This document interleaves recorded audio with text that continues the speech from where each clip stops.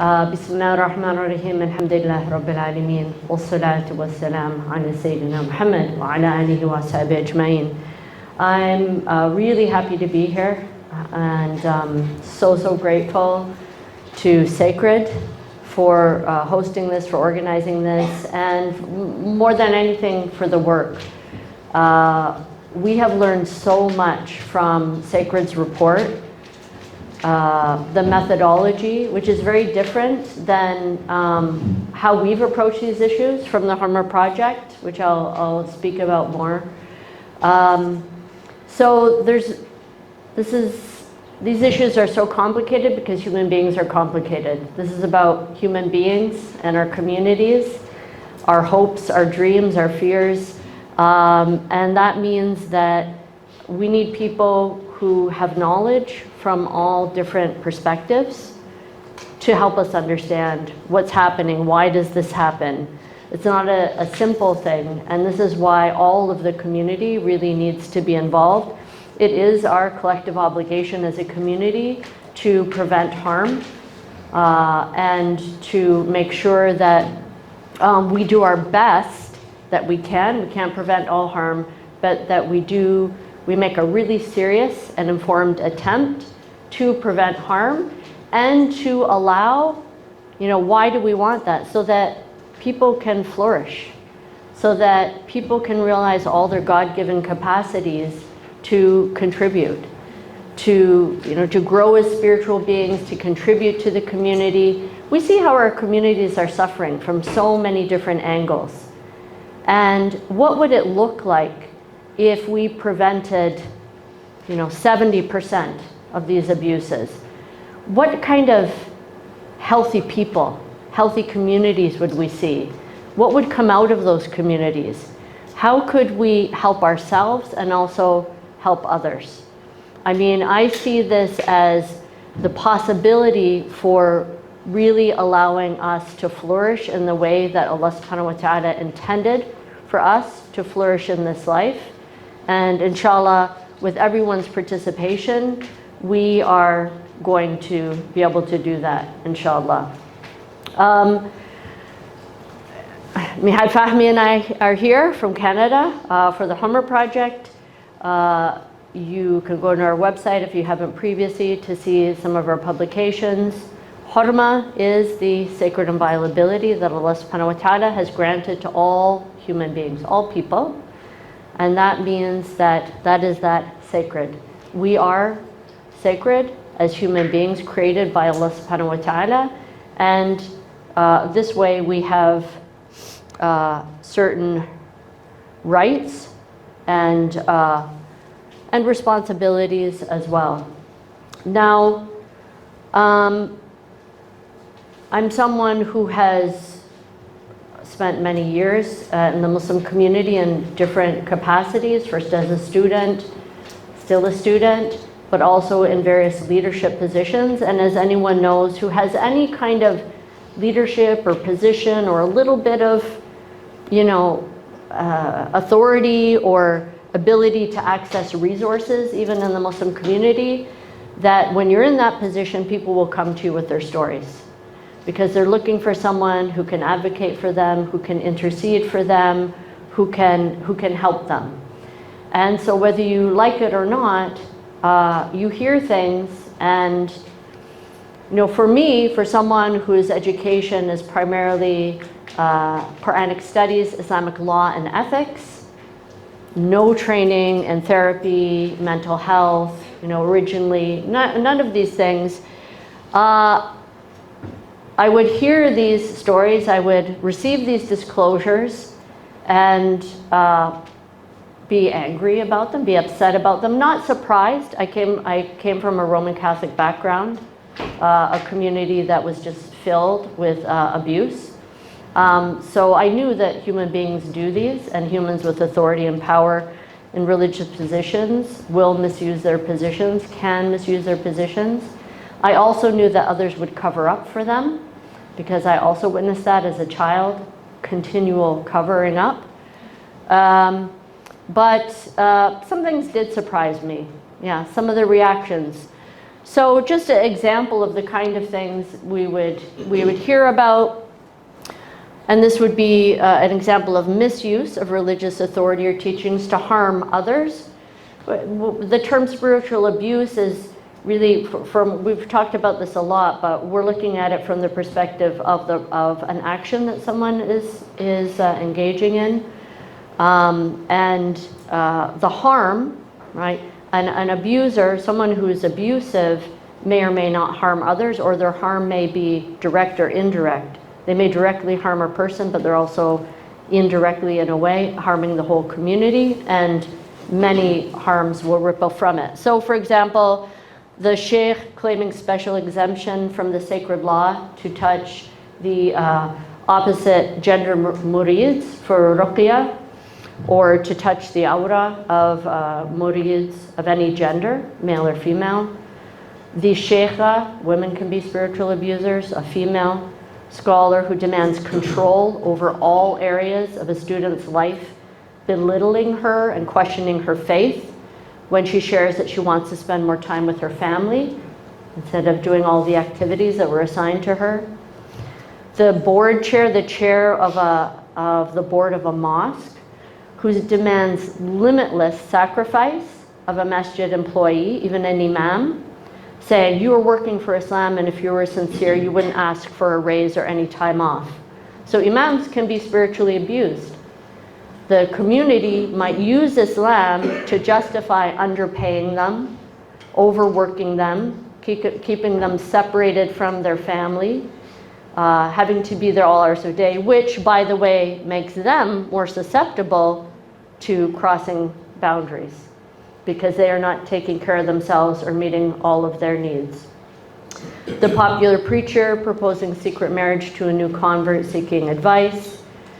And this predation of the powerful on the vulnerable is rationalized with a selective and legalistic approach to Islam, ignoring all other religious and professional norms. The imam who breaks confidentiality and puts a young person in danger by informing their parents about a sensitive issue for which they sought counseling.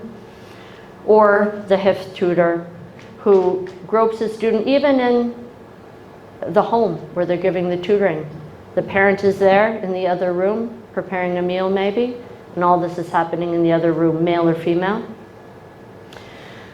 So we look at spiritual abuse primarily as the misuse of religious power, authority, status, or knowledge or teachings to violate the hurma of a person. So you don't have to be a scholar to commit spiritual abuse, but someone who has some kind of power or control or influence over another, a parent, a spouse, others, will use or misuse the religion to cause this harm.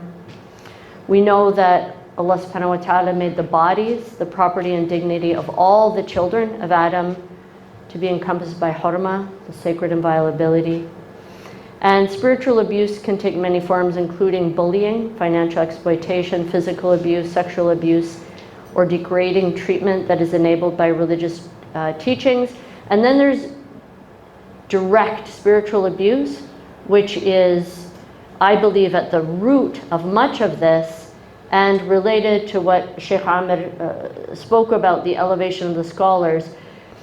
To me, direct spiritual abuse is telling a person, teaching a person, shaping a person to believe that they have no spiritual capacities on their own, and that they have to be fully dependent on another. So whatever if their heart is telling them something, if their heart is uneasy, know that's your ego. If you you consult with your family, your community, they're giving you some advice, they say, no, they're ignorant, they don't know anything, they're not scholars, you have to listen to me. So any of the resources that Allah subhanahu wa ta'ala has given all of us, our foundational fitrah, our basic spiritual integrity as a human being, the communities that we've been raised in, our ability to access the Quran and the Sunnah directly, our own sense, internal compass, all of these things people are told, none of that is authentic, none of it has any integrity, you are nothing, you are completely dependent on me. And to me, this is the fundamental or primary form of spiritual abuse, because that is what makes people fundamentally vulnerable. Whether they are socially vulnerable or socially actually advantaged. Someone who wants to get close to Allah subhanahu wa ta'ala and has every other advantage in the world, but then is told, in order to reach those heights, I have to break you down. This is when there's tremendous spiritual vulnerability. And all of these understandings about the way that certain people build themselves up and put them in this position of power over others is really, really important.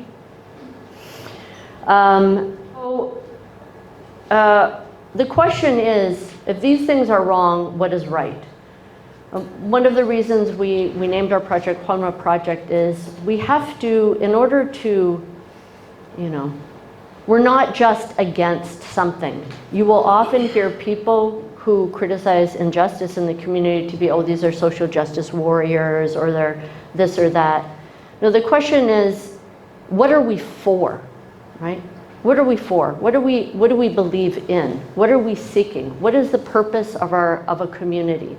What is the purpose of our masajid?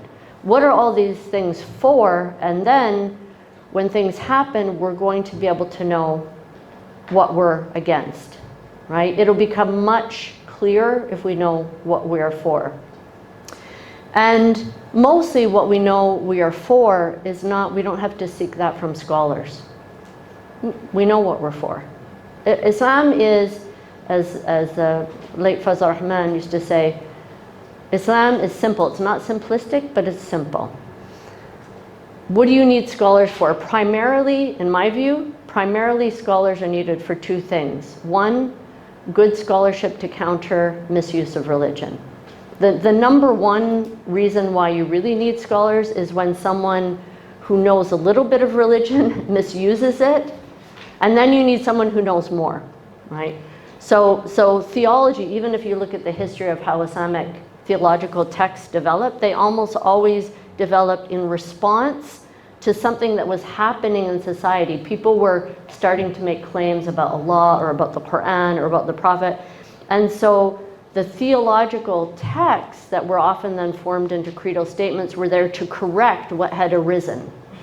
So that's the number one reason, not to have the basics even, but really for that correction. And then the second is for specialized information. So there are certain things, scholars are experts in certain areas of Islamic law or theology, Quran interpretation, some of the language. So there's expert knowledge, okay? And expert knowledge is important, it's valuable. It's valuable, but it's also not the only knowledge. Sometimes expert knowledge is called, someone who has expert knowledge has epistemic authority, which means they know something. So their authority comes from knowing something. So scholars, religious scholars, have epistemic authority through knowing something. But what's really important to understand is that not only do they not know everything, but we also, every human, has a certain degree of epistemic authority over ourselves.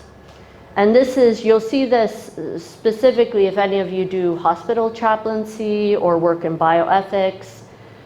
This is why in bioethics, people are asked, what do they want? Not only what they want, it's not just about agency, but they know they have knowledge of their own situation, their own family dynamics, right? If they're going to try a risky treatment or not, they know their not only their own capacity for, say, enduring the treatment, which is different among people, but they also know how this will affect their children or their family, or it's worth taking the risk because their children are very young, so they should.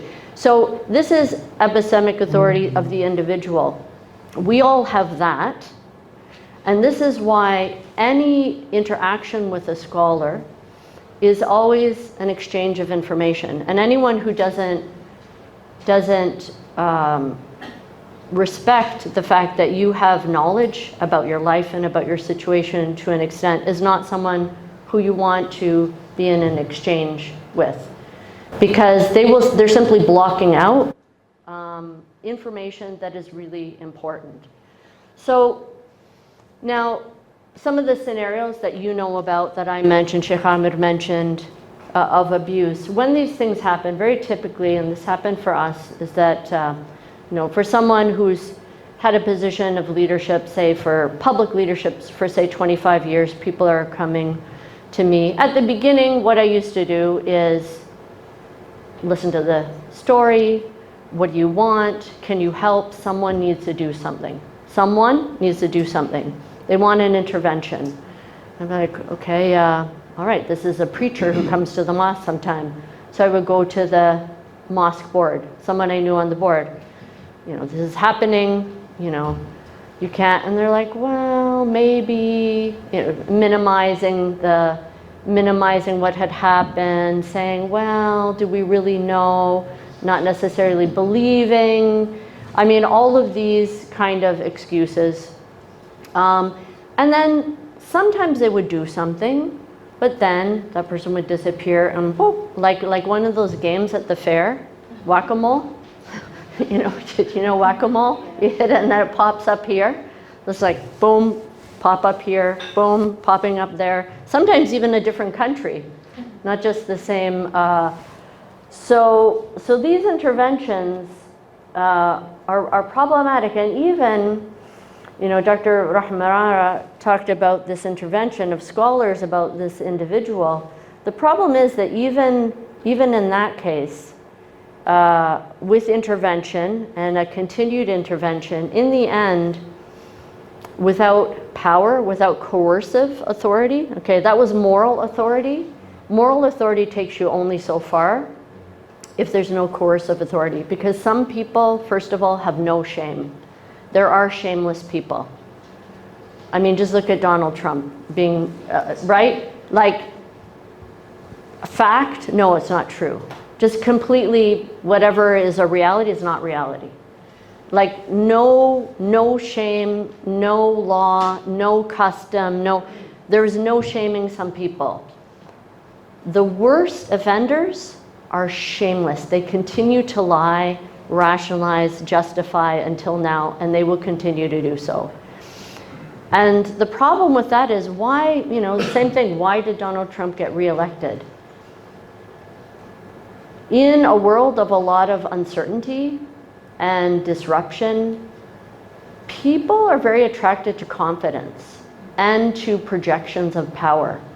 There's something about feeling safe under someone who is just showing power that is really problematic. I mean, but we know that this is the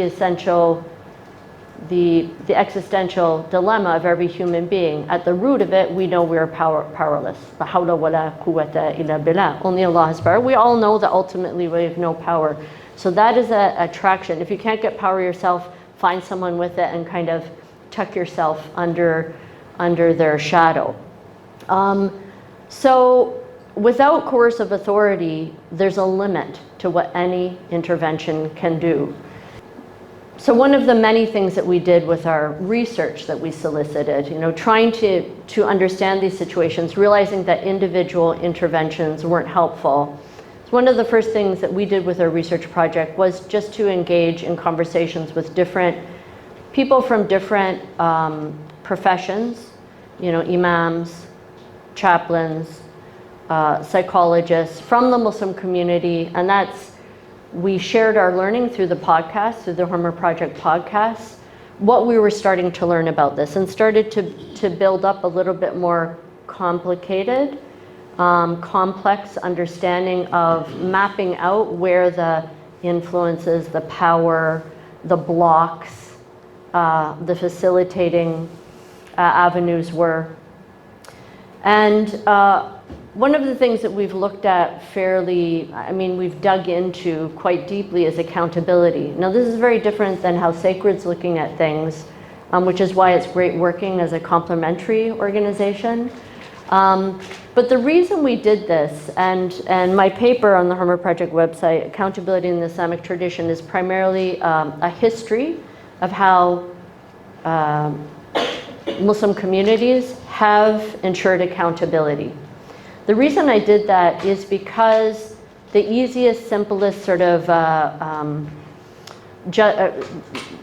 thing that's said is, oh, well, isn't Islam about forgiveness, or we should forgive people, or something like that, right? On the one hand, the same people who are very hardcore on the fiqh, on halal and haram, and they're all very legalistic, suddenly shift over to this other discourse of, shouldn't we forgive? Well, how can I forgive what someone has done to someone else? Like, someone is abusive, it's not my right to forgive them. That's not in the Islamic tradition. But what we wanted to do is, in a number of different research papers from the Islamic tradition, just to at least be able to put this as a footnote when someone says, forgiveness, shouldn't we just forgive them? Then to give them, 30 pages of what accountability in the Islamic tradition looks like. A fiqh and discussions of right and wrong in Islam were always conducted within a system, okay? A system that included not only moral authority, but coercive authority.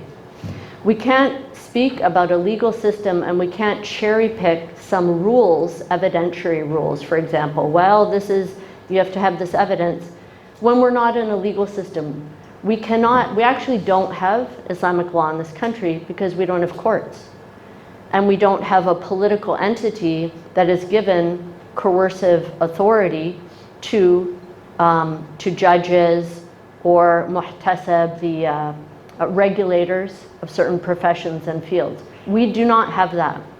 We only have, our law is just ethics. We shouldn't be talking about it as Islamic law, and that confuses things. So in the Islamic tradition, actually, it's not just that people should regulate themselves. Yes, accountability, muhasaba of the individual is important. Every individual should go through these. But people weren't left to just control themselves, right? Like constantly read their wird and do tazkiyah. And no, they were put in systems that helped them do the right thing. Most human beings are not heroes who can just, uphold the best, most virtuous behavior in a system that is completely corrupt. And we know this is we talk about this all the time with our children, about the importance of the environment and good peers, and we put in place systems. So for anyone with religious authority in a traditional Islamic society, every single person, everyone with authority had a supervisor. So teachers, preachers, imams were all within awqaf. Okay, a waqf is endowed, like a charitable endowment. Charitable endowments were supervised by the judiciary. And each endowment had a director, a mutawalli or a nazir, who was paid, male or female, who was paid and who supervised these people. That nazir and those people were supervised by the judiciary. The first thing, there were two things that any judge had to do when they were appointed. And by the way, judges were never allowed to hold a position for longer than a few years, because if a judge stayed too long, they might have too many social ties. And they were supposed to have their social ties broken up in order to minimize corruption and influence. So the first thing when a judge is appointed to a new area, the first thing they were supposed to do was to look in the jail and see if anyone had been unjustly imprisoned and release them. The second thing they had to do was look over the roster of awqaf and check, are they being run according to their founding document? Are the funds going towards what they were supposed to? Have there been complaints? Now, the judges themselves also were supervised. The judges weren't independent. The judges were supervised either by a higher judge, Qadi al-Qudat, or the governor. Who was the governor supervised? The governor was supervised by the chief of staff, or the wazir.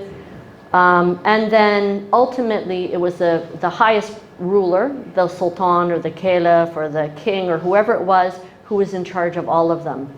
If you look at my paper, you'll see that for all of these people, there were special regulations. They weren't subject to the ordinary regulations, even of evidentiary rules.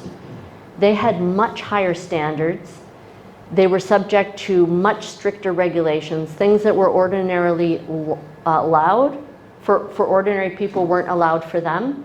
Like, is it haram to engage in a business? No. Was it haram for a judge to engage in a business with someone he was ruling over a case? Yes. Wasn't allowed. Not haram, but regulated, not permitted, right? And that's under the siyasa sharia, the regulation of society or regulation of the public sector in accordance with the sharia. So these are sharia principles that are used to create administrative principles. Sharia principles to create administrative principles. And we see all these things there. And frankly, what time do I have until? What's the end? We've got the 10 minutes. Okay. And I mean, and this was, I really wanted to bring it to an extreme in my paper just to make the case. Historically in this system, and what was allowed in siyasa sharia, especially in the madhalim courts, this is from dhulm, from oppression. So the madhalim courts were for those who had a public position or public authority. These were special courts for those who used that influence or position to commit dhulm or oppression to others. I mean, the punishments were, this is a corrupt preacher who's had ashes thrown on his face. He had his imama, his scholar's turban removed and a dunce cap put on him, and is being paraded to the town. This is a corrupt judge who has been stripped of his dignifying judge clothes, stripped down, as being paraded through town on a donkey. Now, I'm not saying we do that. I'm not saying that all of these regulations are great. But what I'm saying is when people talk about the Islamic tradition and how do we deal with things in the Islamic tradition, I want people to understand that, like, our Islamic tradition was very harsh on people who misuse their position as a religious scholar or leader or public figure to hurt other people. Very harsh. Now, like many things in the Islamic imperial history, we may not want to adopt them, right? Like some of these are kind of imperial rules that are not necessarily that great, but just to bring this to a balance. Now, so we don't have a legal system. We don't have a political system. This article by Dr. Muhammad Fadl is on our Homer Project website as well, in which he talks about sexual misconduct in the North American community. Here, the primary thing I would like you to look at, why I would like you to look at this article, is he talks about self-governance. That even in the absence of a political governance, we still have an obligation for self-governance in the community. That is our Islamic responsibility. In fact, in the Sunni tradition, the political authority of the ruler comes from the people. This is why there has to be a bay'ah and a symbolic consent, or representatives have to go and signify consent of that rule on the people. So we actually we are the community who has the authority and collectively the responsibility for self-governance. So this is our fard kifaya, our collective obligation. How we will do it will depend on so many different contextual factors. It will be different in the United States, Canada, England, Scotland, right? Some of it can go towards, some of the regulation may be actually, sources are very clear. The values are very clear. All of these things. I also know that Allah told us that He created every single human person out of fitrah, that at the foundation, every one of us has this solid spiritual foundation. And we have this blessing of being in community. And it's remarkable. I was saying to Sheikh Amir, you know how blessed this path is, because look at all of the things going on in the world, all of the harms, all of the challenges, yet still we have such lovely people, right? Good people. People are still so committed to not only trying to do the right thing, but so many committed to serving others. And almost everyone, and I think probably it's the same you'll experience, is that whenever anyone's made a disclosure to me, almost always their main concern is what? Raise your hand if you think what their number one concern is. Someone answer this question for me. What do you think? Benjamin? Safety of others, exactly. Number one. They're not saying, I want, I'm not going to be satisfied until this person's paraded on a donkey with ashes on their head. No, they're like, I just want to know that others won't be hurt. It's that beautiful rahmah, right, that's at the heart. So I believe that's a blessed engine that will keep us going. So I'm so grateful for your attention and glad to be here.